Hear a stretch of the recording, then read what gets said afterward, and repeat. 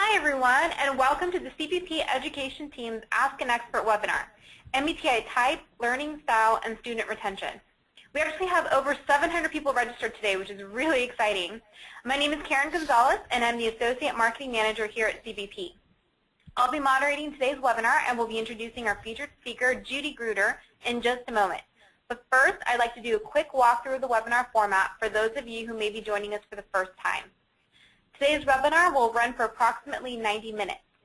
During the presentation, if you have questions, you're welcome to submit them to me using the question function in the webinar controls or send me a chat message.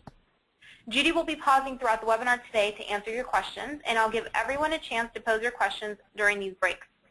We have two representatives from the CPP Education Team, Jack Powers and Jim Larkin, and they'll be available to answer questions as well.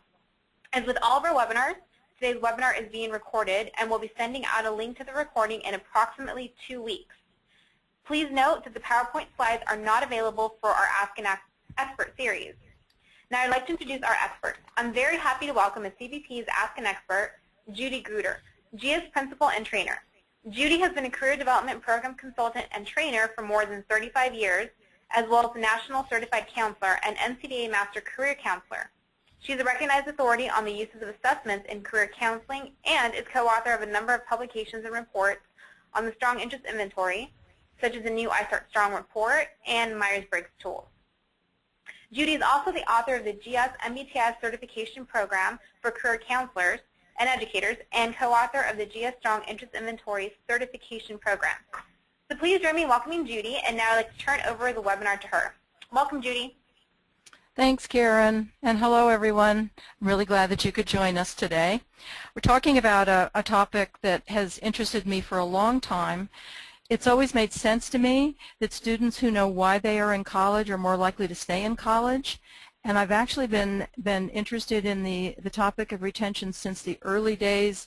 Gosh, we used to call it the open door policy. It was a U.S. higher education policy that started in the 1960s, and I was working in a community college then. And we were seeing students then, as we do now, who had no idea why they were in college. It became available to them for the first time, and so they came. And those of us who were on the college campuses were responsible for bridging that gap from no college background to the college environment. Now, since that time, a very large body of research has emerged around student retention in higher education. And I just want to explain some vocabulary here. When we're talking about the topic from the institution's point of view, from the college or the school district or the university, it's referred to as student retention. But when we're talking about it from the student's point of view, it's referred to as student persistence. So students persist and campuses retain. Now, a lot of the research, especially the work of Sandy Aston and Vince Tinto, suggests that the three factors that contribute the most to student persistence are having a sense of purpose, differentiated instruction, which addresses learning style, and active involvement in the campus community. Now, although Aston and Tinto don't specifically link these factors to type provides a practical tool for making it happen. Actually, the type table columns, which I've differentiated in this diagram, address all three. Helping students to know who they are and what motivates them, that's having a reason to be in college. Helping students to get the most out of various styles of teaching, and developing an awareness in teachers of the different learning styles of their students. And then linking students to activities that are consistent with their preferences, especially in the areas of tutoring and skills lab and student support services. So to increase student retention in colleges and universities, it sounds like we pretty much have to develop students and change the institution of higher education. And these are pretty lofty goals in the economy that we're working in today.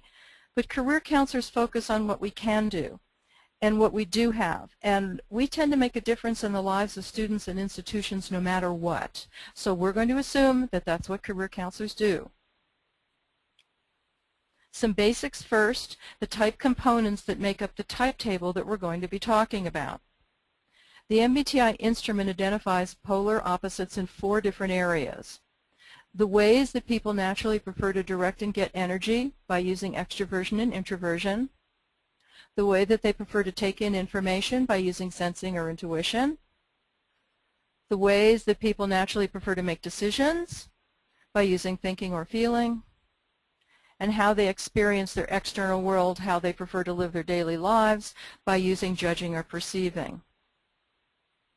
There's no right or wrong to MBTI results. Each preference and type identifies normal and valuable human behaviors. I know this is a repeat for most of you, but we always have new people join the webinars who are coming to learn what type is. So personality in the MBTI is described in terms of 4 pairs of preferences.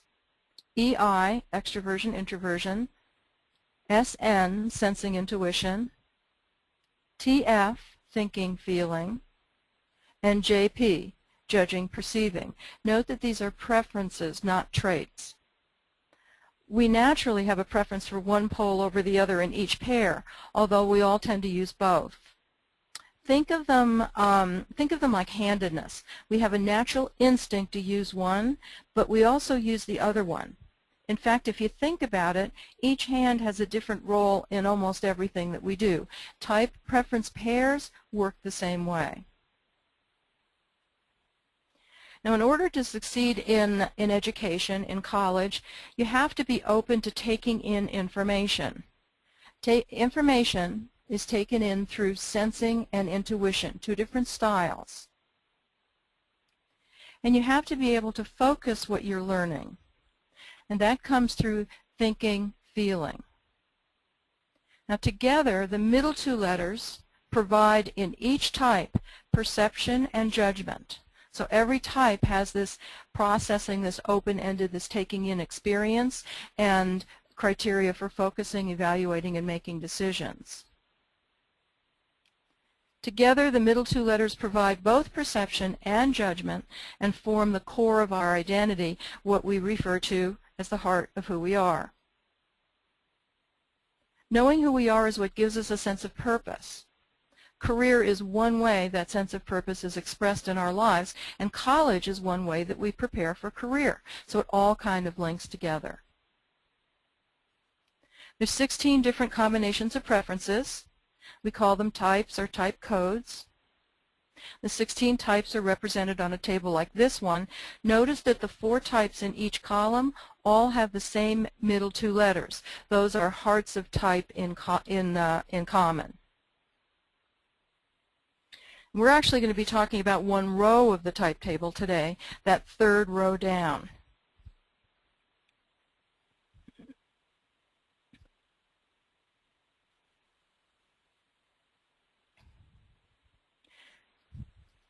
Keeping in mind what I've just been saying, I'm going to ask you to take a bit of a cognitive leap with me. We're going to look at who tends not to graduate and see how we can use type to address what might be behind it. And as we're talking about this, think about your own campus, your own academic environments, and the students that you work with. And I'd really like to hear in some discussion, we're going to be pausing for discussion actually in just a few slides, I'd like to hear your response, your experience with what I'm putting out there. Here's the type table again. ESTP and ESFP have been highlighted. Now, these are the 2 types. These 2 types are actually the least likely to go to 4-year colleges in the first place right after high school. And when they do, they're the least likely to persist after the first year. Now remember, we're looking at the factors behind this. It doesn't have anything to do with ability. We're talking about sense of purpose and differentiated learning and campus involvement. Now those who are familiar with type will notice right away that for both of these types, extroverted sensing perception is dominant. That's why it's red. What that means in English is that they're distracted by everything that moves in their external environment, especially new things that they've never experienced before. That would be with the exception of academics. Academics are not their thing. Now their gift, the gift of ESTP, the gift of ESFP, is that they experience their environment to the fullest. This is what makes them gifted firefighters and gifted emergency room physicians. Their potential challenge is that as young adults, they're thinking or feeling judgment. That part of the personality that focuses sensing into purposeful outcomes is not yet developed. We expect it to be when we ask them to declare majors on their college applications, but it isn't. Now add to that that the kinds of courses they often have to take as first and second year students tend not to match their learning style very well. Most university professors who teach general education classes are IN types, introversion plus intuition, the opposite quadrant of the type table from ES. For extroverted sensing students, listening to IN lectures is like taking a class in a foreign language, especially if they have to sit still and be quiet. This is the opposite behavior from what is natural for ESTP and ESFP students. Now continuing the same row across, here's another issue, and I'm not sure if it's related or not, and I'm hoping we'll have some discussion around this. These are the ENFP and ENTP students. Now these types often stay in college the longest, so retention isn't usually the issue unless they get bored. Now these two types, extrovert dominant intuition, they're interested in everything academic and otherwise as well. Their gift is their infinite curiosity, intellectual curiosity included, and their potential pitfall is their infinite curiosity. Their type development issue is similar to the ones we looked at for ESTP and ESFP. It's a lack of TF focus. See, focus, T and F are TF is what corrals that dominant intuition. It corrals curiosity into productivity. A typical ENP scenario might be that their interests are evolving faster than the traditional structure of academic coursework permits. They lose patience. They quit because the learning is happening, the material is being presented too slowly and in too structured a format.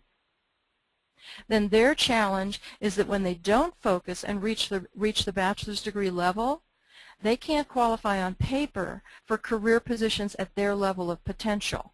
And they get very frustrated. They realize it. They wake up at 30 and realize that what they really want to do requires the college degree that was hard for them to jump through the hoops to get.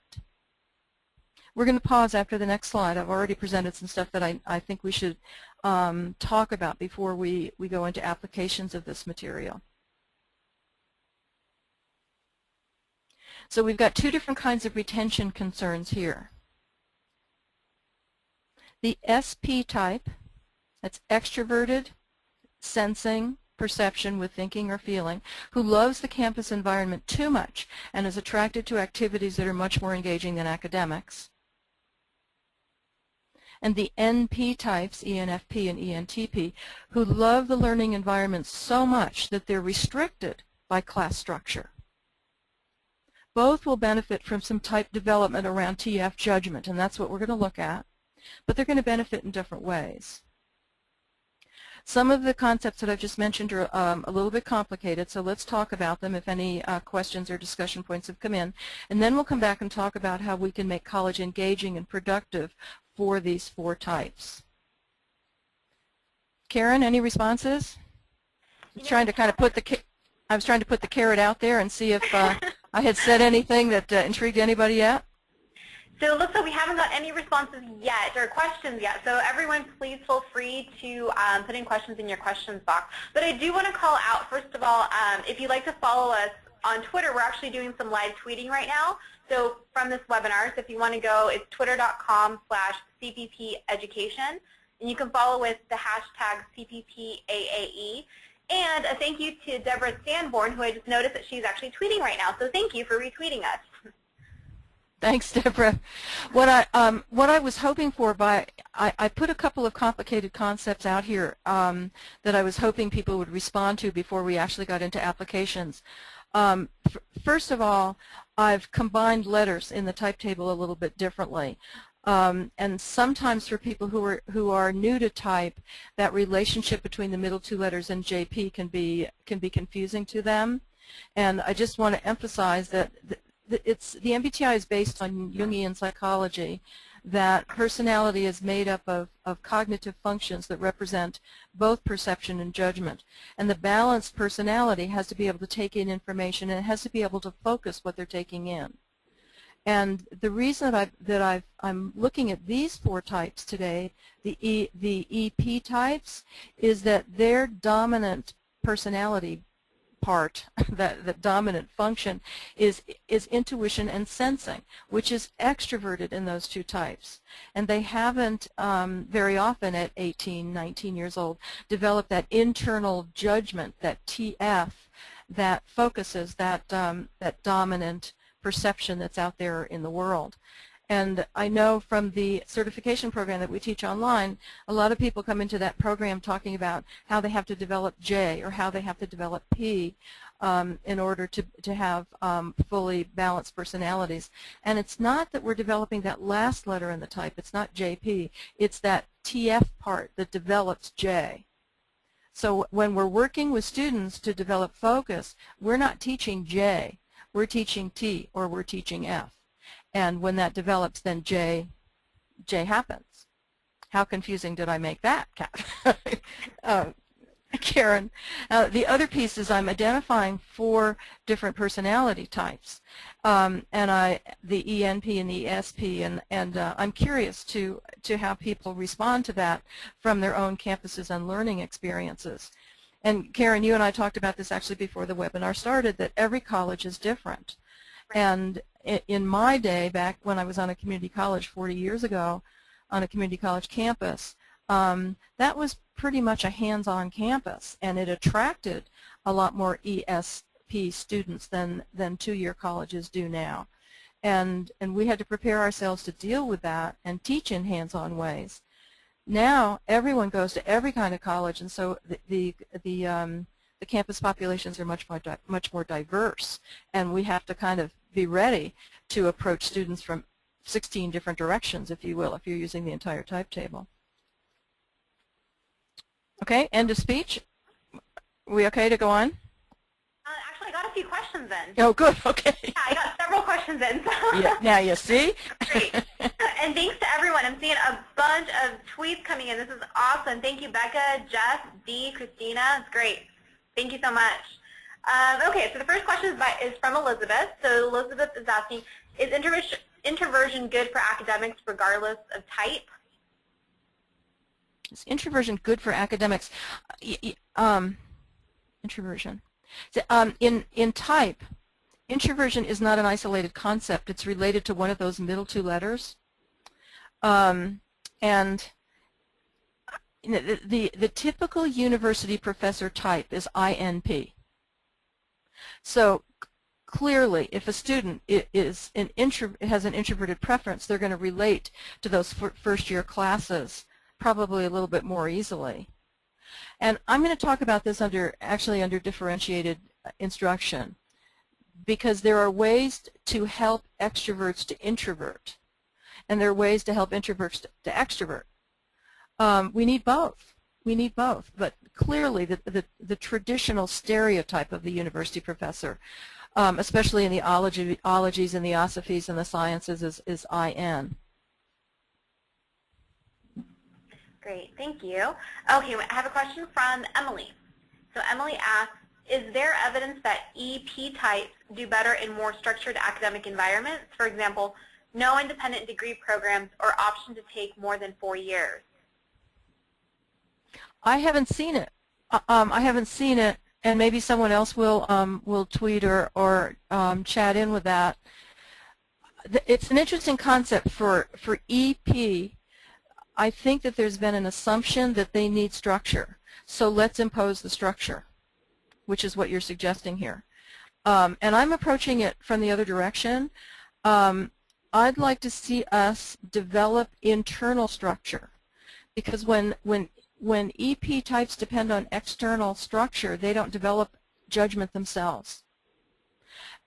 In fact, I've had a controversial comment in one of these slides that I've had in and out and in and out as I've revised this webinar about parents who are overly protective, providing structure and protecting students from outcomes. Very often these students don't develop that themselves, and so they depend on the institution to continue to do that for them.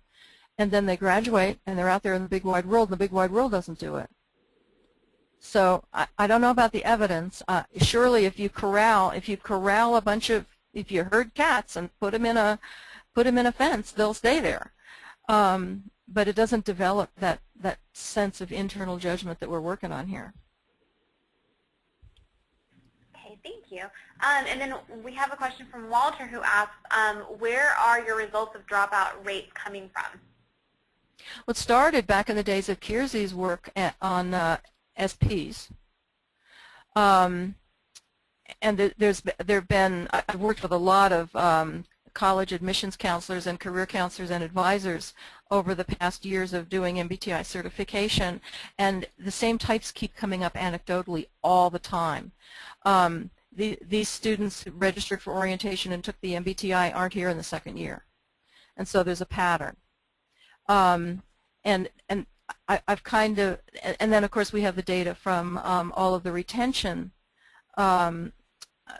researchers, especially Tinto and Aston, who talk about the characteristics of people of students who don't persist, and the characteristics that they're describing correlate with these 4 types. That's how we made the link in the first place a few years ago.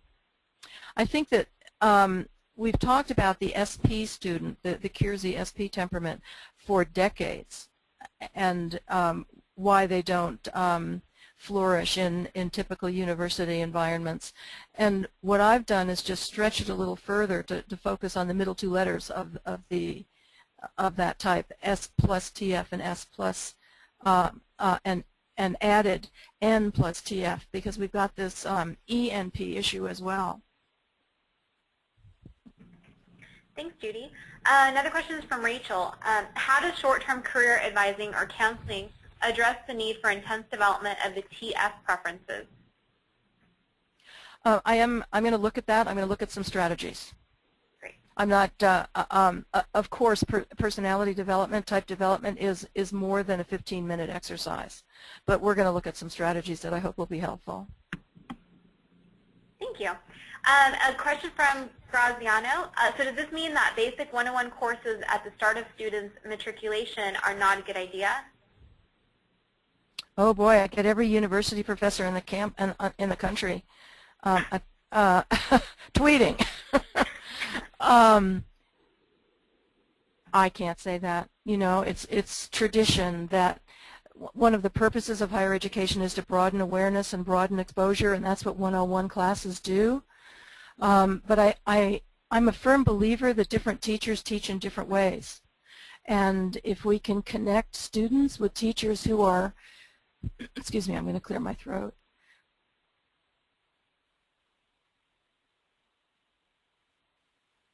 If we can connect students to teachers who teach more in their style, a sociology class can be taught in several different ways, both actively and passively.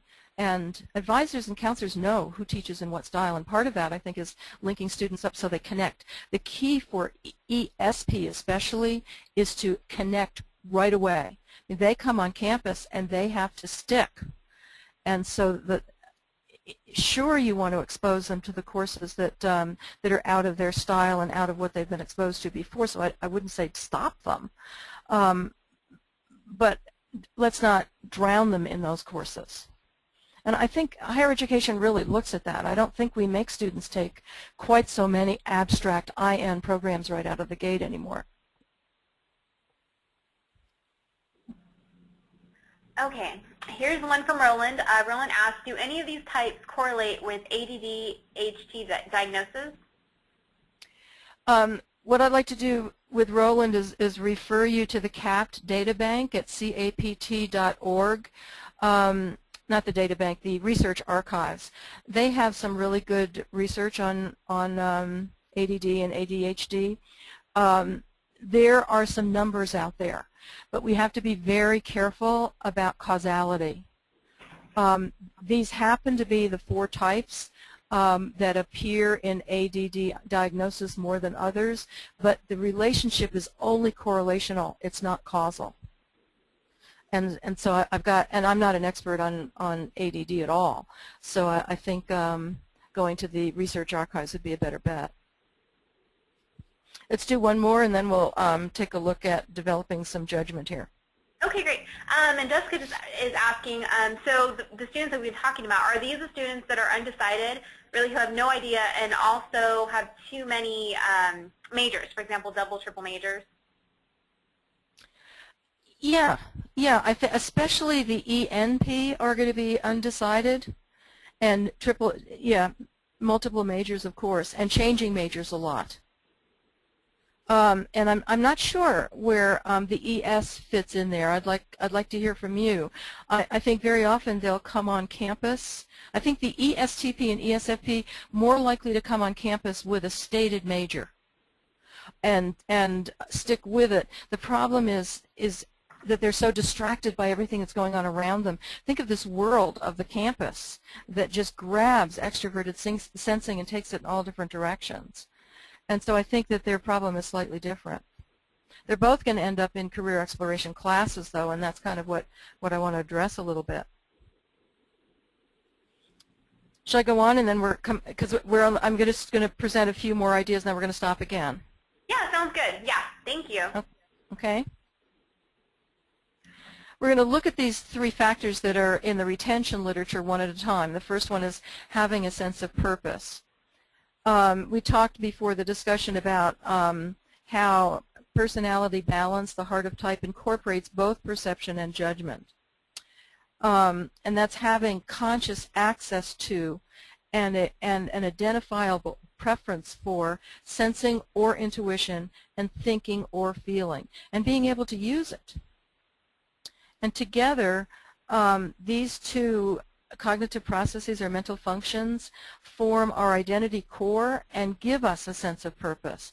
This sense of purpose can be translated into what we value, what makes life important, translated into careers that express our values, why we want to continue with education. See, when you have a sense of who you are, then continuing with education fits with a purpose.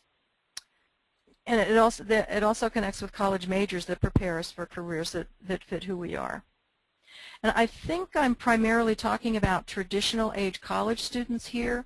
Midlife adults are often looking for ways to express the other side of their types. That might even be another webinar entirely. And interestingly, the retention rate is higher for older adult students than it is for students right out of high school. And I've often thought that this has a lot to do with having already formed a sense of purpose. They often know more about who they are before they get to the campus environment. And when the middle 2 letters are clear, when students can take an MBTI or through discussion clarify these middle 2 letters and say, this is who I am, the role of career counseling can be very short-term and a fairly static approach to type. These are majors, for instance, that fall right in line with the sense of purpose represented by each preference pair here, by each pair of preferences here. And I think this is where academic advising comes in. If academic advisors can administer an MBTI and get clear results or verify type so that they can sense some clarity, some stability in these middle 2 letters, then it's a fairly easy process to say people with your NF core, for instance, are attracted to education and psychology and counseling. Let's explore those together. But when one of those middle 2 letters is clear, you can't go there yet. And the students that we're talking about today, because we're looking at focus and retention, are students where the T and the F aren't clear. Career counseling becomes much more developmental when the heart of type isn't clear, and this can be long-term or short-term. Now keep in mind that TF, thinking, feeling, is the cognitive process that sets priorities, evaluates information, and makes decisions and experiences consequences. And what I'm scared to say, but what I'm hearing from counselors who take our programs is that this is the process, this is the piece of type that's often less developed in the young adult children of overly protected parents. Judgment can't really develop until consequences of actions are personally experienced. So career counseling becomes a little more complex than a meeting to discuss assessment results and figure out majors. And this is what we mean when you hear us say that career counseling is real counseling sometimes. And one of the challenges with all students and career counseling clients is that the journey of discovering a sense of purpose is as much internal as it is external. And the 4 types that I've kind of chosen to focus on today are pretty comfortable with the external. Their career development issue is internal judgment. And nothing external is going to provide that. That's what came up in the question, Karen, that we were talking about when we took a break. Yes, we can provide the structure and fence the types in. But by doing that, we're not developing internal judgment, which is my focus in type. It's making sure that young adults, college students, high school students, and young adults right out of college have developed and have access to the parts of the personality that work to make their life meaningful. And it doesn't come from a test. It doesn't come from a class. It's developed internally through some strategies that we're going to talk about. We actually use, this is an aside, but we actually use an ESTP college student as an example in the online MBTI certification program that we do. And he's a student at a very expensive private university. I think it's like $85,000 a year or something. And he's presented with an MBTI career report, and you know that part of the report where they list the most popular occupations? And if you look at the ESTP list, what comes to the top are things like driver and bartender and forestry worker and telephone installer, and this can be really discouraging if it isn't in the hands of someone who knows how to translate that into something that's meaningful for the ESTP or ESFP student. Essentially, we have to put the list aside and approach the issue of choosing a major developmentally, focusing on other sections of the report than just the popular job titles.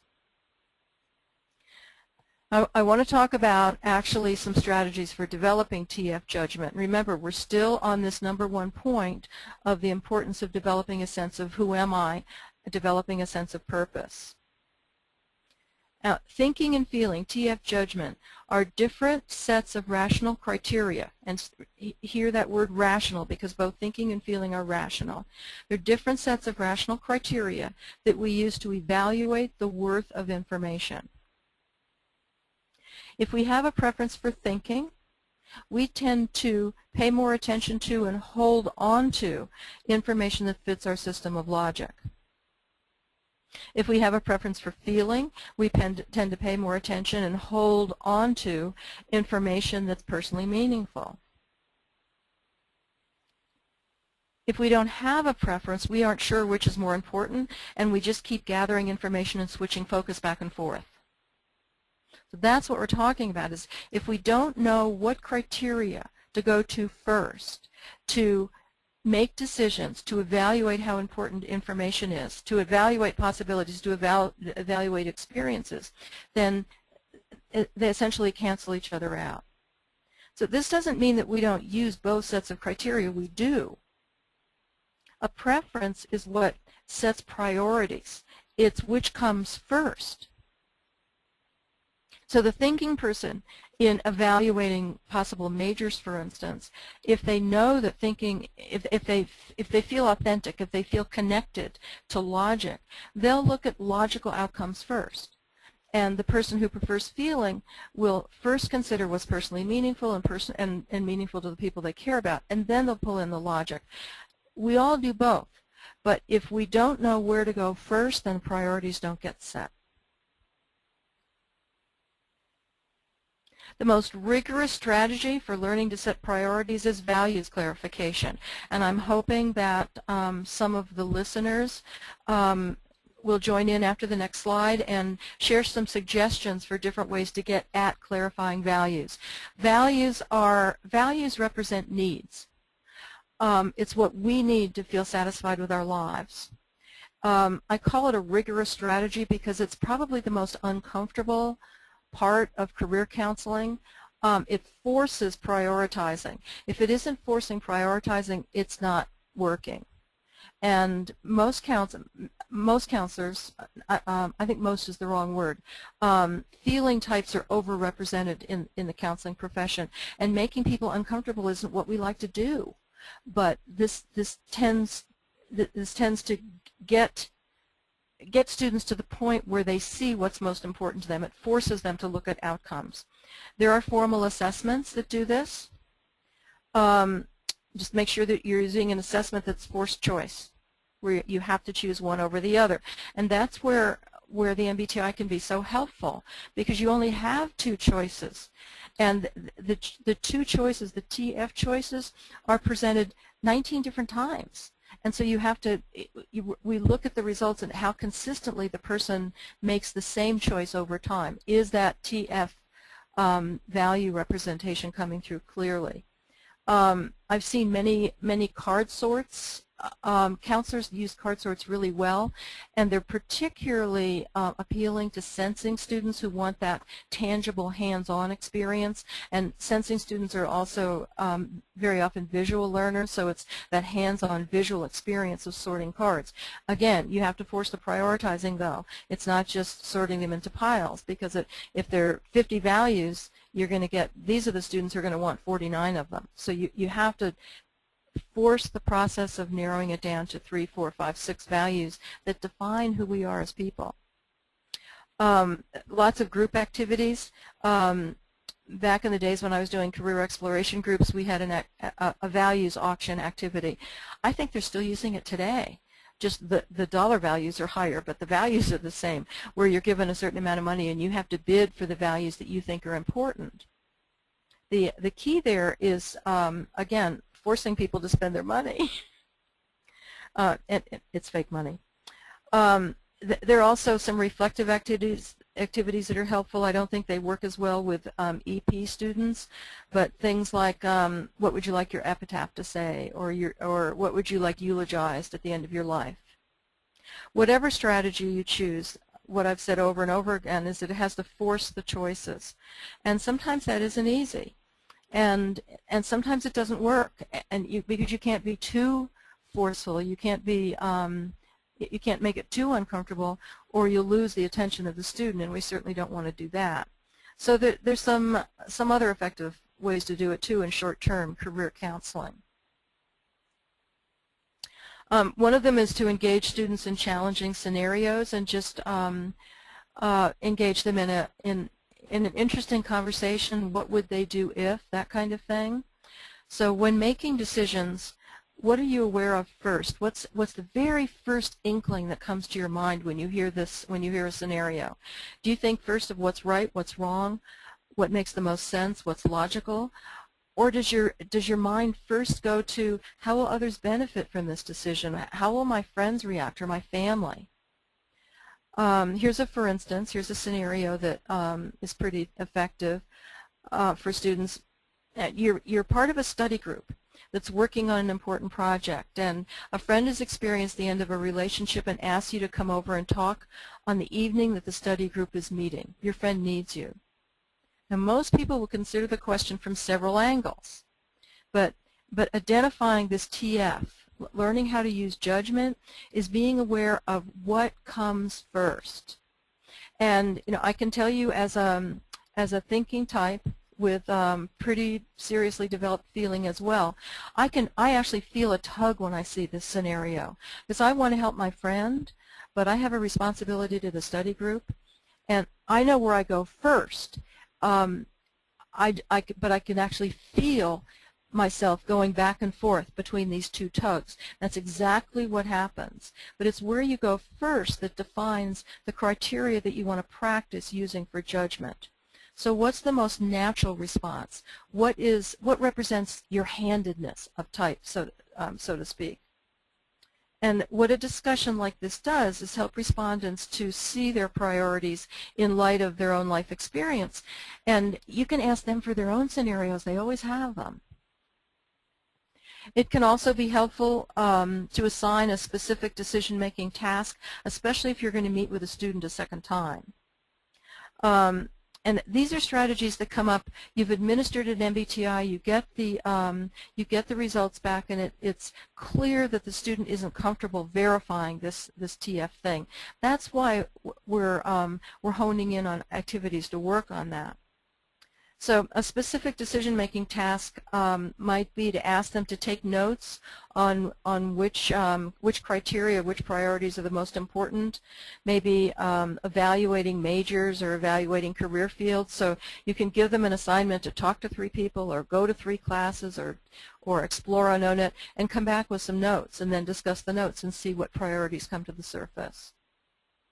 Sometimes just simple questions like, what do you like studying about the most? And what you're going to hear usually is the thinking types will respond out of math and science and computer programming and engineering and things that are more technical, things that have a logic base. And feeling types will respond that they like studying about people and cultures and ways to help others. And it's often the case that students just haven't thought about college in these terms. And by the time you're seeing them as freshmen, sophomores, juniors in college, they've had enough exposure to different classes, different teachers, different academic areas that they know that some were more enjoyable than others. I think, Karen, let's pause here because we're going to go on to differentiated instruction, and I want to make sure that I've made my point around this TF stuff. Okay, great. Let's see here. There are a lot of questions. I'm trying to comb through them. Okay. So let's see here. This is great. So we have a question from Cheryl. And let's see here. Cheryl says, I really appreciate what you have done with the focus on the heart area of information and focus. What is the impact of social media learning for these 2 types? And I have to mention that actually CPP recently did a research study on social media, MBTI and social media. If you actually go to our website, it's cpp.com. And you will just go on the homepage and you will see a social media infographic. And it's some research, so it's not very in-depth, and that's what we're kind of working on. So just wanted to call that out. So, would you read the question again? Yeah, it is. I'll repeat the whole thing. I really appreciate what you have done with the focus on the heart area of information and focus. What is the impact of social media learning for these 2 types? And this is the first part of the webinar. Yeah, yeah. And Karen, I don't know. Mm-hmm. Yeah, there's being work done on that, so it's still fairly I know. Do you remember any of the bottom line, just talking points from the research that you've got posted? Mm-hmm. Do you remember any of them off the top of your head? No, I can't. No, okay. Not off the top of my head. Yeah. You see, what happens with me, which isn't safe, is that my dominant intuition immediately comes up with a gazillion possibilities and responses, and I just don't want to go there. I just there's a participant in the MBTI program right now that I'm working with who's doing an EI thing. She's looking at extroversion and introversion in social media. Uh-huh. And you can look at it from both perspectives. I mean, you can think that extroverts would be the most involved in social media because they just want to keep in touch all the time, and yet for introverts, it's a way to be involved without being actually where they can turn it on and off. They don't have to be surrounded by it. But I see a lot of dissertations coming out of this topic, and I can't go any further with it. I'm sorry. No, that's fine. Yeah, and like I said, I mean, check out that infographic, and there's still more being done. But like I said, it's still fairly new.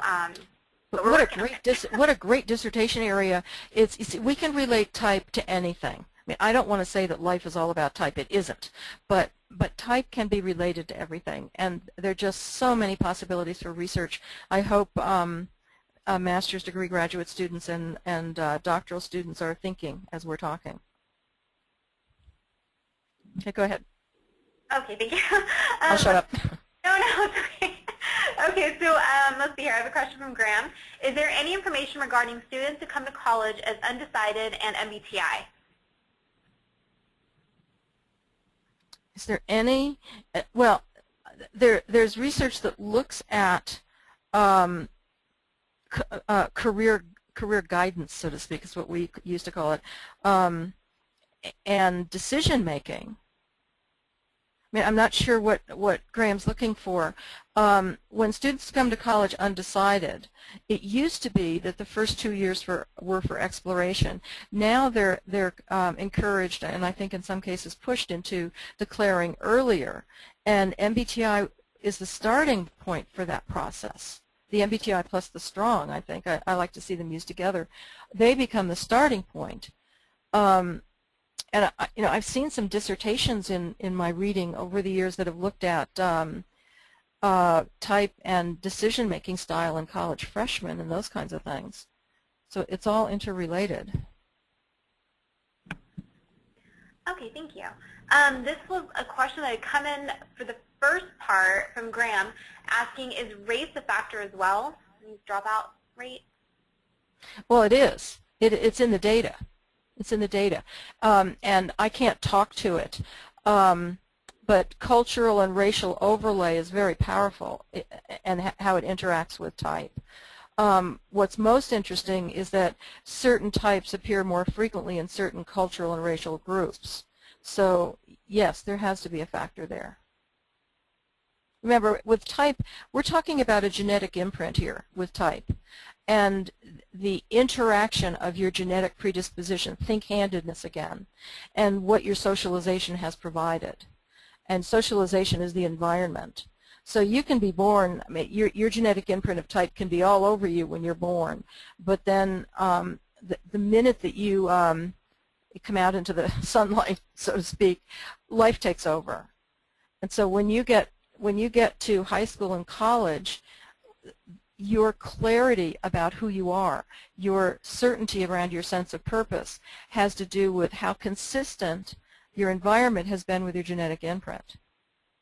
I mean, think of the right-handed person or the left-handed person who's brought up writing right-handed.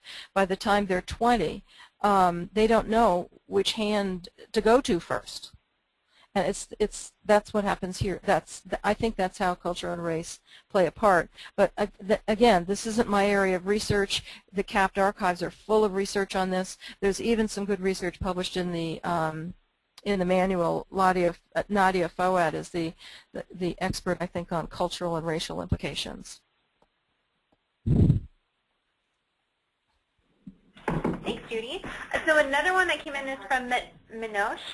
Is it possible to have a lesson plan that can cater to all learning styles? Yes. Oh, yes. And we certainly, all of us who teach try. I have to say that the expert, my go-to person on this is Jane Keyes. Her last name is spelled K-I-S-E. A lot of her concepts I've taken and modified for higher education and for graduate school. I think one of the things I learned from her is that a teacher, aka professor, can take any learning objective and present it to appeal to all 4 hearts of type.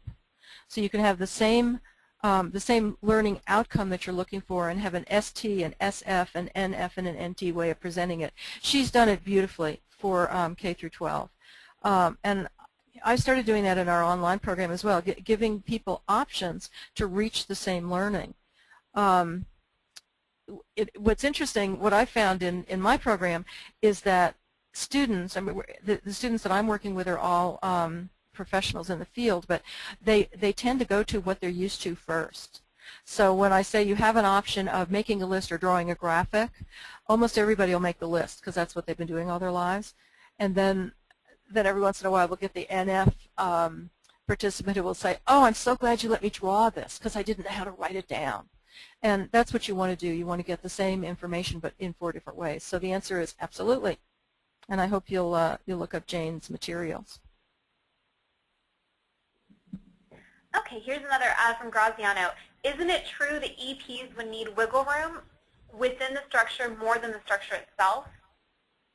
Yeah. I mean, the problem is they wiggle too much. We have to give them the right amount of structure and allow them outside of the box. That's what we're going to talk about this now. Absolutely. Here's a great question from Cynthia. Is there any data about type profiles for incoming students to military institutions? I wonder if this is an environment where EP types can have structure while developing their TS functions. I love it. I haven't seen it. But somebody, that would be an interesting thing for someone who's interested in the research to ask for CPP to consider their database, to use data as part of some research to look at that. I mean, there are certain students who are attracted to military institutions more than others, just as there's certain types that are overrepresented in military occupations and military environments. So yeah. That's an amazing topic. I hope someone at CPP is taking notes. We've got about 37 webinar topics coming out of these questions. Yeah, we definitely do. I love it. Okay. I can see Christine writing away between her tweets. Let's do one more question here, and then let's look at some ways that we can differentiate instruction a little bit. Great. Okay. Here's one from Linda. And Linda says, what would you say about the idea that student exposure to all teaching types better prepares them for the real world where they're likely to have to interact with bosses and coworkers and a variety of types? I think that's a great question. Yeah, and that's why I think I said it too casually in the beginning. We do need to help students figure out who they are. That's certainly what career counselors do. And we need to provide opportunities to connect with their styles, their MBTI types. I think that's our responsibility, but it's also our responsibility to make sure that they're exposed to everything. That's what college is about, and I never want to lose that. I think with EP types, the critical point is that initial engagement. Now, I'm not kidding. I want to get EP students into the second semester of the freshman year.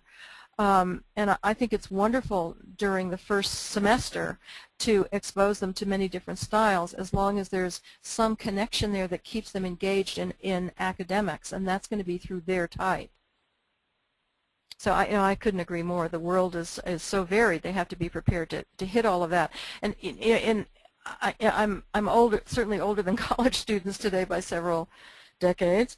And in my generation, when we came to college, I think had a lot more exposure. I was in the day where parents sent us off to college and said, here's a warm coat and $100 and good luck, and we kind of fell into experiences and consequences, and decision making got developed a lot earlier. So I think we have to focus on that first, and then do the exposure in a fairly regulated way. That's, yeah, tough. I think differentiated instruction looks at that, so a great bridge into the next piece, if I can go there. Okay, thanks, Judy. Is that all right? Yeah, thank you. This is I've actually numbered these factors a little bit, and this is going hand in hand with having a sense of purpose. Remember, that was #1 factor, is having a sense of purpose, and that's where those first year career exploration classes play such a vital role.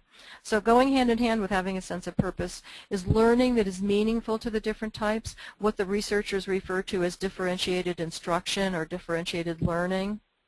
And let's take a look at what makes learning meaningful for ESTP and ESFP students. And this, combined with a sense of purpose, contributes to motivation to continuing in school, to staying in school. And as you're looking at this and listening to this, think about the classes that most first-year college students take. Think about the classes on your campus and where you're advising students to go, and how many of them might be ESTP, ESFP. And key for both of these types is that learning has to be active. For ESTPs, it has to be active and it has to be hands-on. They have to be doing. Sitting still and listening is the #1 turnoff for ESTP students. For ESFP, they want it active and collaborative. In both cases, sequential how-to steps are important. For ESTP, real-life applications. For ESFP, it's personal applications. One of the hardest things for ESP students, and I don't think this is the case for ENP. In fact, I'd love it if an ENP would jump in and tell me, but for ESP students, if they miss a sequential step, if they're learning a new science, for instance, and they miss classes for a week, for them to come back to class and just be thrown into the next point, very, very difficult for them. They have to take the steps in the order that they occur. And when they do that, and when they feel a sense of mastery of step A, then step B falls into place. If they don't get mastery on step A, and they're exposed to step B before they reach mastery in step A, step B is discouraging, and their extroverted sensing will go somewhere else. In both of these types, they want expectations that are clear. ESTP wants efficient feedback that says, these are the next steps. Good job, next steps. For ESFP, again, expectations are clear, but they want feedback to be more personal. It seems like you really have an understanding of this. Do you need any more of my help? ESTP, you find ESTP students in business schools a lot, and they expect teachers to be straightforward and businesslike. More so in the ESFP direction, it's teachers being available and friendly and helpful, which isn't always the case in the first courses that students are exposed to, especially if they're large classes. And I'm seeing the classes are getting larger and larger. I guess lectured at a class last week at UNR. There were 270 students in an introductory psych class. That's a lot of students to be friendly and helpful to, as well as straightforward and businesslike. Now, for these two types, remember we're talking ESFP and ESTP, learning is not so meaningful for these types when it involves sitting still and listening. Remember what we said, it's like listening to ES, listening to IN is like taking a course in a foreign language. Experimenting with ideas and thinking outside of the box. This isn't easy. It's not as meaningful for these types. Reflection, intellectual challenges, research, conceptual creativity, self-expression. Now, we said before, and I'll say it again, that it doesn't mean that students shouldn't be exposed to this type of learning. They should be. It just isn't immediately engaging, and if they aren't engaged, their extroverted dominant sensing, remember this is what drives the personality, their extroverted dominant sensing will be doing something else. So they have to be engaged through doing. If they're not, they'll do anyway. So their doing will go off in another direction. Now let's look at ENTP, ENFP. It's a little bit different. Again, the sense of purpose is reinforced through learning that's meaningful. Again, in both cases, active. ENTPs want opportunities to debate possibilities. They like to argue. Debating with colleagues, with their professors is what engages them right off the bat. For ENFPs, it's more an issue around collaborative input. Now, ENTPs need to have teachers that promote thinking outside of the box. They need to experiment with ideas. ENFPs want to feel empowered by what they're learning, empowered by the style of teaching and the content. And when they experience personal growth, it becomes personally meaningful.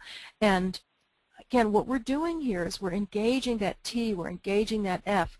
When we do that, it focuses the N, or it focuses the sensing in the previous two. ENTPs expect learning to provide intellectual challenges. They want it to be hard. ENFPs encouraging creativity and self-expression.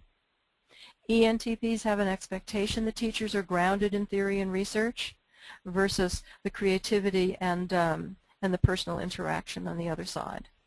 Now, these aren't exclusive. I in no way intended for them to be exclusive. I looked at several different resources and tried to pull out the points that differentiated T from F, because it's judgment that I'm focusing on in this particular webinar.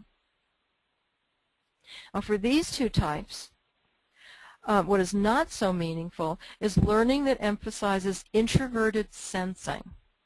And I think there are probably some ENP types that are listening, sitting still and listening, and remembering the times that they had to memorize. And listening and memorizing just isn't what connects with ENTP and ENFP. Learning in sequential steps. Extroverted intuition, ENP, likes to jump into learning at the piece that's the most interesting to them. So they're the ones who will open up a textbook if they still have textbooks. They'll open up a textbook and they'll go to the part of the textbook that seems the most interesting, even if the syllabus is taking through the textbook in sequential order. ENP needs to be allowed to do that.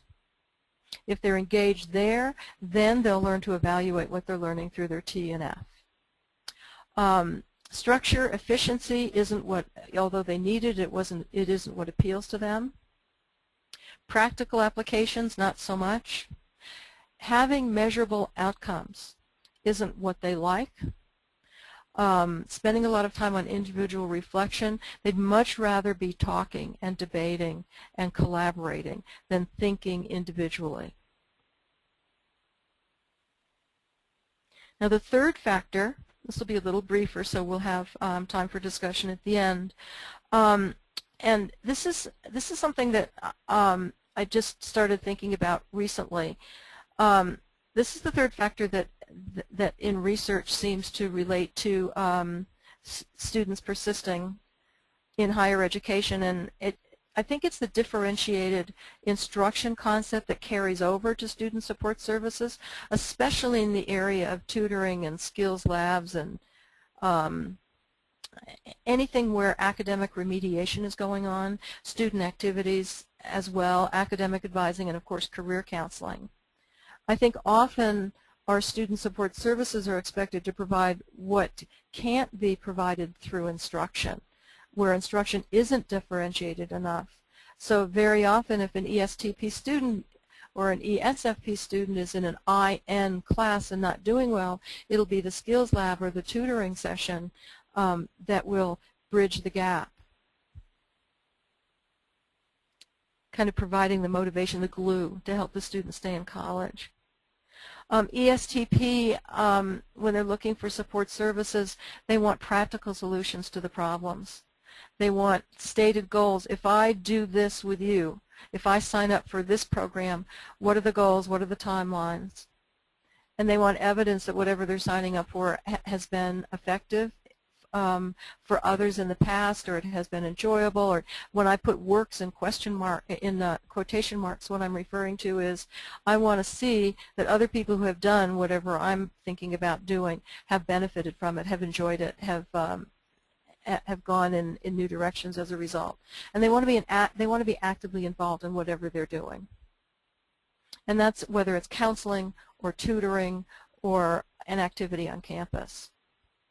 ESFPs are looking for support services that tap into their immediate needs. They want practical solutions, but they're personal and immediate, and they need to feel cared about, that constant, not constant, but that connection with somebody on campus that cares about them. And they're looking for helpful information and group interaction. And in my past life, I was an INTJ professor. And I'll always remember, I'm still an INTJ, I'm just not a professor anymore. I'll always remember a young woman ESFP graduate student who was assigned as my advisee. And I asked her about her experience as an undergraduate psychology major, because it's not typical for an ESFP to major in psychology, do well, enjoy it, and go on to graduate school. And she told me that in her second year she'd gotten a student worker job in the campus academic and career advising center. And she had formed an attachment to the team there. So through her part-time job, she'd formed an attachment to a team on campus. And she really cared about them. They really cared about her. She was actually a first-generation college student, and she also felt a certain responsibility to her parents and to that first generation, I'm going to make it modeling. And throughout her college, she said that the first 4 years were really, really hard, much harder than graduate school, actually. She was drawn in other directions that would have had her leaving college, especially better paying jobs. And I can remember even when she was she became my student assistant actually in graduate school, and we were paying her minimum wage, probably minimum wage and some tuition assistance, and she had the opportunity to take a job totally unrelated to what she was studying, but it would have been at 5 times the income. And that was a real tear, because the financial stability at that point in her life was something very important. But she felt a responsibility to the people who cared about her, first to the people that had hired her as a college sophomore, and by the time I met her as a graduate student, she felt a connection to me and didn't want to disappoint me.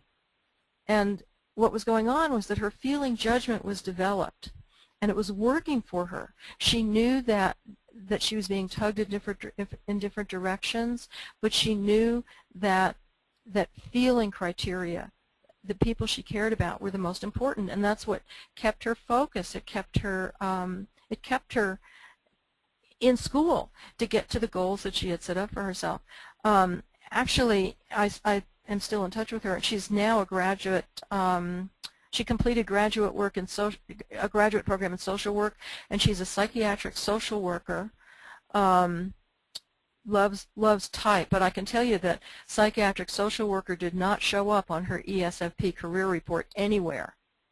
It was using that information that came in that report in different ways, I think, that motivated her to stay in school. That's just a digression, but I'll never forget that experience of here an ESFP that knew that her judgment was developed enough that kept her focused no matter what. Now, ENTP, ENFP students, when they need to focus, and what happens with these students, it's there's kind of a scenario that goes on here. They're interested in everything, whether it's academic or not. They love interdisciplinary activities, and they respond to unique experiences. And for ENFPs, anything that's personally empowering, and they want to debate possibilities and explore possibilities, and in their academic excitement, very often there'll be too much structure, and they won't be allowed to do the exploration that they want to. And so when we come in with remedial support for them, they'll stop going to class. They'll get bored, and they'll just stop going to class, and they'll go off and learn something on their own. And so very often it's a non-traditional approach to whatever issues they're having in college that helps them to focus. It's getting them in group learning situations where they can get really excited about learning, but where they can see some reality to the personal vision that they have. You know, in facilitating the online certification programs that we do, we teach a very challenging concept around type dynamics, and we have a lot of ENFP and a lot of ENTP students in our programs because they want to use type in career counseling, and they're learning to do it. And it's very hard for EP types, especially ENP types, to learn something that is new and challenging without interaction with others. And in our programs, they're doing it online, so it can be a solitary experience. And whenever I hear EP types say, sorry I'm behind, but I've set aside a whole day just to learn this concept. We're talking type dynamics, which is complicated. I've set a whole day aside to learn it. I'm pretty sure it's not going to happen because EP types handle introverted learning in short spurts. And if there's some of you out there, I think you can probably relate to this, that if you're sitting and concentrating, nothing sticks after about 45 minutes. But if they can set aside an hour here and an hour there and an hour here and an hour there, whatever they're studying stays with them longer. And what usually happens with ENP types especially is if they're training to focus inwardly and they learn a concept and they take that one concept and then they talk to somebody about it, it sticks. And it isn't until they've said it out loud that it sticks. And you know, just to talk about the other side for a second, likewise, IJ types handle extroverted learning best in short spurts. After about 45 minutes of group discussion, they just shut down and stop processing information. I mean, they'll be engaged, they'll pick up, it's about the same amount of time. And so again, it's short spurts of extroversion for introverts and short spurts of introversion for extroverts. And it's teaching them through differentiated learning, through our support services, how best to accommodate their learning style and their involvement on campus that I think could make a difference. And I have to remind you that way back in the beginning I was asking you to make a cognitive leap, that I'm not putting data out there and saying this is always what happens. I'm saying I'm aware that there's certain types who don't succeed as easily in college as other types, and I'm wondering with you if type has something to do with that, or could have something to do with that. We've just scratched the surface here of how type could contribute to the three major factors that have to do with student persistence in higher education. How can we use type to help students arrive at a sense of purpose? And that's, we've been talking about the types that need to develop judgment. How can differentiated instruction and campus involvement, student support services contribute? And what I'm hoping is that this discussion will encourage you to explore new ways of using type on your campus. And I'm also hoping that those of you who are graduate students now, and I know many of you are thinking about ways that you could look at type in your own research as you move forward. We're winding down for a discussion period here, and I just want to remind you that, as in the past, CPP is offering a 10% discount off of purchases for people who are attending this webinar. The discount expires on November 2nd, so you've got a couple of weeks. The promotion code, and I'm going to have it on the screen at the end too, is EXPERT1012. Just enter it either online or if you make your purchases over the phone. CPP has several conversations online. There's an education team LinkedIn group. There's a LinkedIn group for the Strong Interest Inventory. A lot of MBTI discussion goes on there because the Strong and the MBTI interact so much. Here's the Facebook link. Two Twitter accounts, the CPP Education and then GS Tahoe has a Twitter group as well. And then the CPP Education Blogspot. Some of you I know are interested in CEUs, and by attending this live webinar in its entirety, you're eligible to receive 1.5 NBCC approved clock hours, as well as MBTI Master Practitioner credit. If you haven't already requested a certificate, you can go to this website, the cpp.com website at AAE Certificate, and request one there. I'm really excited about the next webinar in the series. Patrick Kerwin is going to do it on MBTI type and stress. Patrick is amazing. And stress relates to all areas of our lives, and he's going to be talking about that, and I hope you'll join us for that.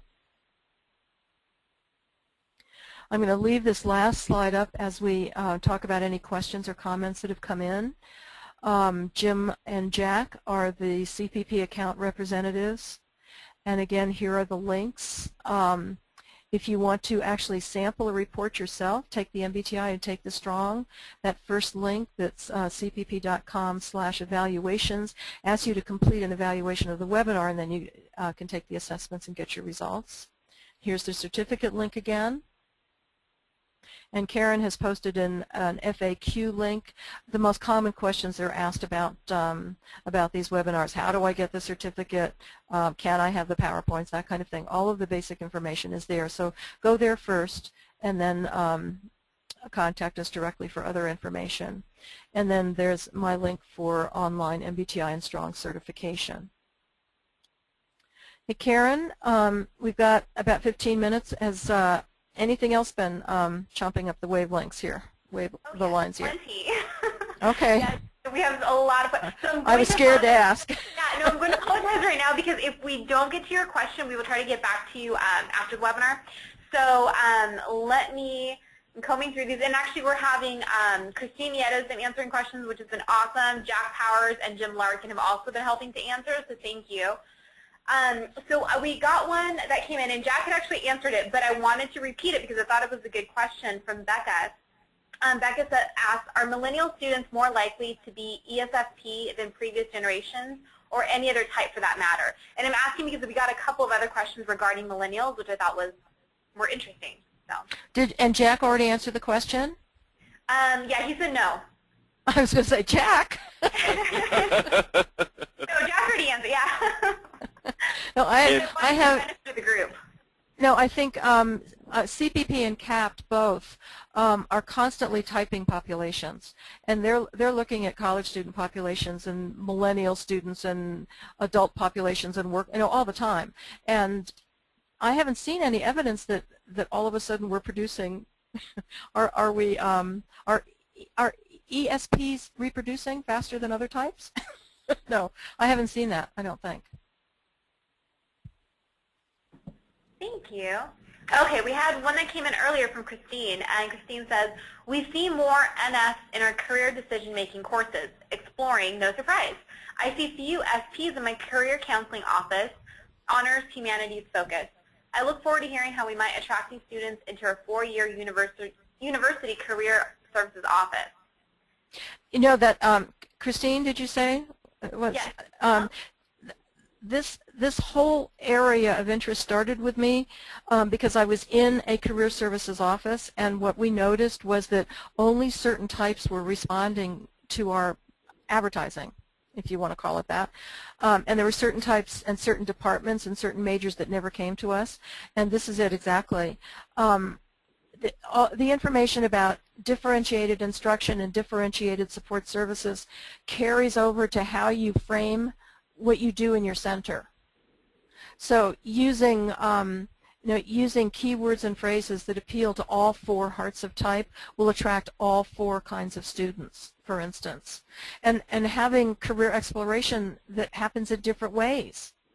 But not every student wants individual appointments, and not every student wants group activities, and offering both short-term, quick, brown bag workshops, and offering semester-long programs. I mean, it's the variety of services that aim for the same outcomes, and not the not just doing it the same way for everybody. It strikes me that that's a place to start. And at least gather some data. Try offering different kinds of programs and seeing if they're attracting different types. Collect the data, because that's what sells the administration. Good question. Okay, here's one from Thomas, and we've actually had a few questions come in regarding online courses. So Thomas says, this is a trend with online courses. What preferences do well with this approach? Well, and this came up with the introversion question before.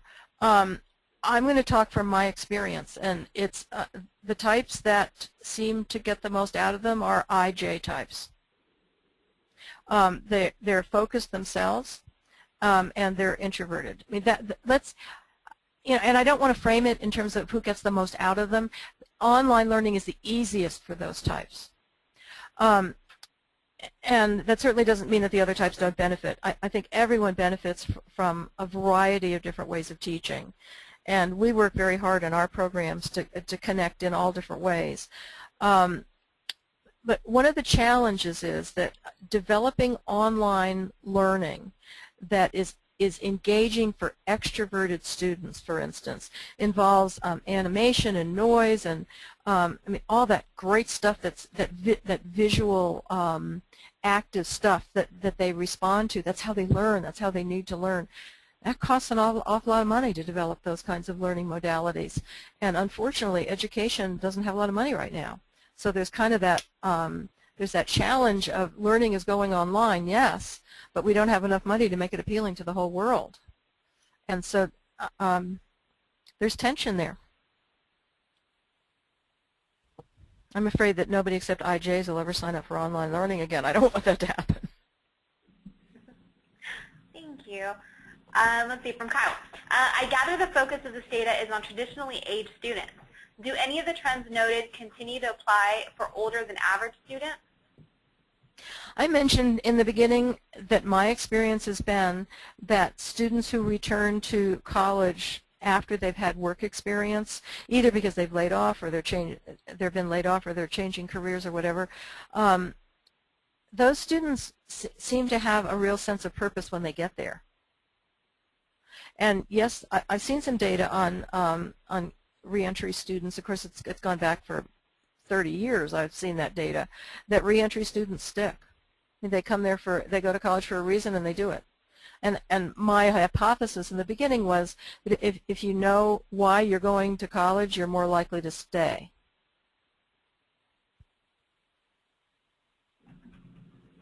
Great. Here's one from Chrissy. How do you explain someone with an opposite type in a career that is very satisfying? For example, ST in education or psychology. Oh, they found a niche. Absolutely. I mean, and that's what career counselors do, I think, is when you get an ESTP, for instance. Let's look at ESTP because it's so unlikely that they're going to become counselors. It's just not their thing. If an ESTP comes in to see you and they're majoring in psychology or they're in a graduate program in counseling, I don't think I would focus on that they're the wrong type. I'm going to focus on what work environments and preferred work tasks really motivate you, and let's look at where we can find the niche that you're going to thrive, because the atypical type is the type that makes the unique contribution to the profession. So I want to encourage atypical types to go into career fields and teach them how to make it work for them, because it's not easy. As an INTJ in an INFP world, I can tell you it's tough, but rewarding. On both sides, it's rewarding.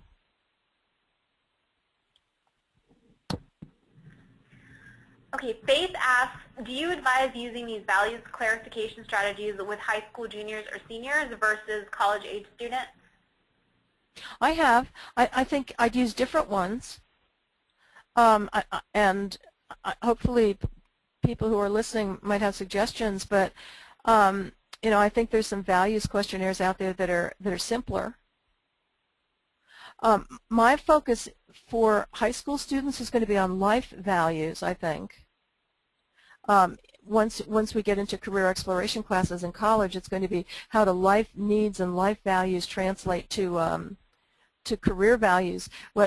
I've forgotten whether it was a webinar or a student that I was sharing this with, but I did a high school class a couple of weeks ago that was the challenge of my life.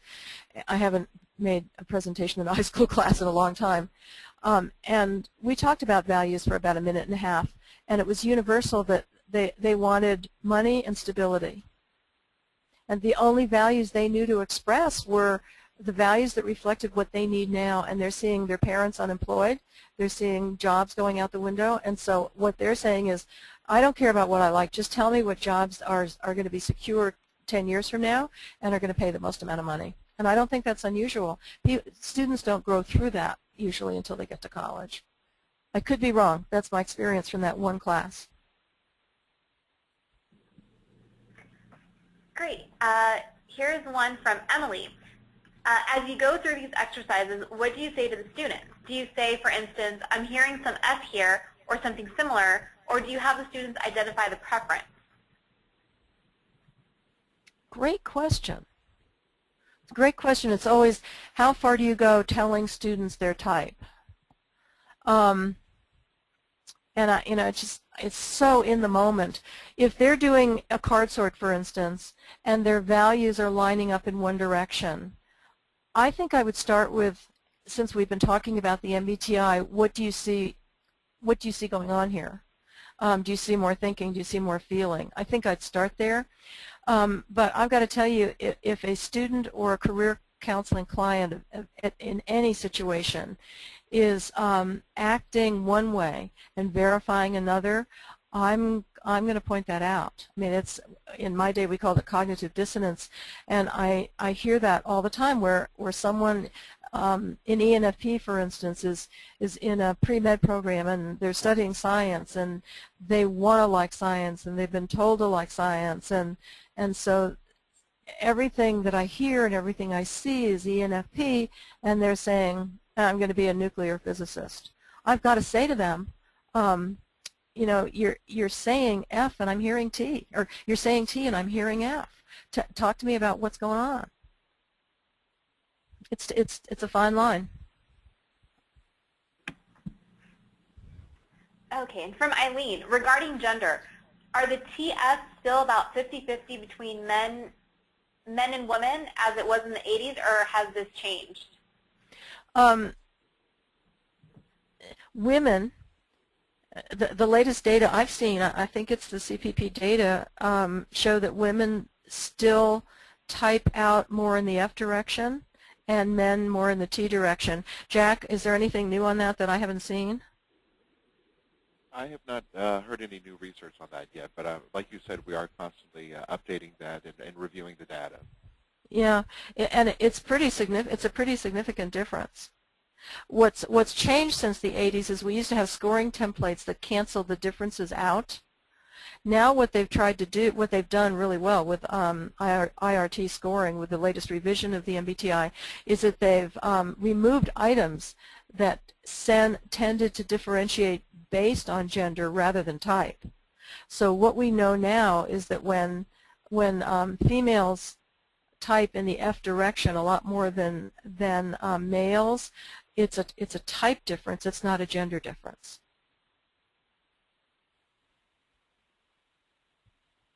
That's that. Everybody's saying, huh?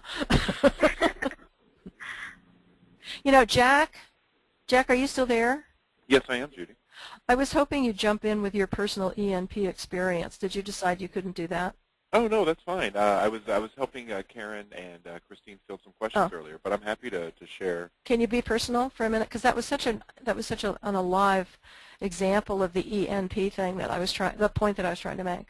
Absolutely, yeah. I think we were talking specifically about after my junior year, I took about 22. I think it was like 22 or 23 credit hours, which is not anything I would ever recommend anybody do.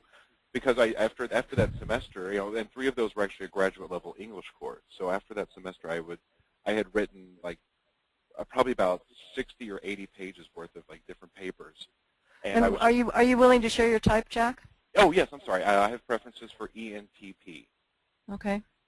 And so after that semester, I just felt really burnt out on college. I felt really overloaded.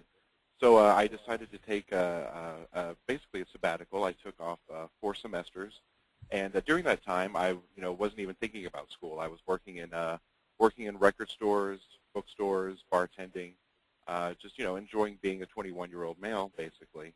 What were those jobs like for you as an ENTP? Well, I loved working in the bookstore and the record store. Just along with those came really great questions. I was a comparative literature major, so those conversations were very aligned to my interests, and I found them very engaging. But ultimately, it wasn't. It was basically the hours and the fact that I was working retail that was not really fulfilling for me. So, and that could have gone on, by the way. That so often happens with ENFPs and ENTPs who don't finish college. That can go on until you're 35. I mean, it just can persist, because you got a job. Can't quit the job and go back to college, and yet can't get the job that I'm really qualified for. That whole thing. Yeah, and I think a lot of my peers who fell into who did a similar action sort of fell into that trap of just said, well, I can't quit work now. I'm on my own. But after about 2 years of doing that, I just realized that this was not very satisfying for me. As much as I enjoyed working in a record store, I was giving about 50% of my paycheck back to my employer, and it just wasn't very satisfying, and I wasn't getting where I needed to be. So I decided to go back for that final year and complete my degree. At the end of 4 semesters, that was sort of the maximum before I had to actually reapply for my school. So I decided at the end of that 4th semester after leaving, I decided to go back, and I had the most fulfilling, most engaged academic year of my college career, and I really loved it. I wouldn't have enjoyed it as much had I not had that break. And were you more focused when you went back? Oh, absolutely. Because not only was I was at that point I was paying for myself, so that was a motivator. But I was so much happier, and it's like I knew this is actually where I wanted to be, and this is what I wanted to pursue.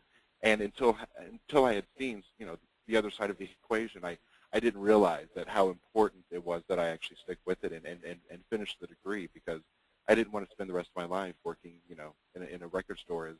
Well, actually, I kind of do want to spend the rest of my life doing that. Yeah, Jack. It's just not practical for me, though. Yeah. It wasn't ultimately fulfilling in the ways that I had hoped it would be. which is what prompted me to return back to school.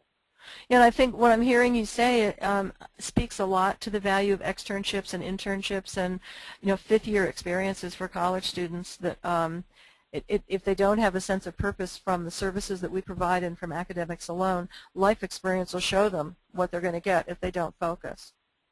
Certainly. Karen, did I take you over? Hi. Okay. Yes. Thank you. It's just now 12:30, so we've run out of time, unfortunately. Okay. But I want to thank everyone that's been on this webinar, and I want to apologize that we did not get to everyone's questions, but I tried to ask the ones that would pertain to the entire group. So I really appreciate that, and I appreciate all those tweets. I love it. I manage the social media for education, so I'm really excited to see that. Thank you. And thank you, Judy, for sharing your knowledge and expertise with us today. As always, you're wonderful. So thanks to everyone. So today's webinar is part of an ongoing series. Our next webinar is scheduled for November 15th, and we'll cover the topic MBTI type and stress, which will be presented by our guest expert, Patrick Kerwin. To register, you can visit our website at cpp.com/askanexpert. We hope you'll be able to join us in November. Thank you all for attending today, and I hope you all have a wonderful day. Thank you. Thank you, Karen. Bye-bye. Bye-bye.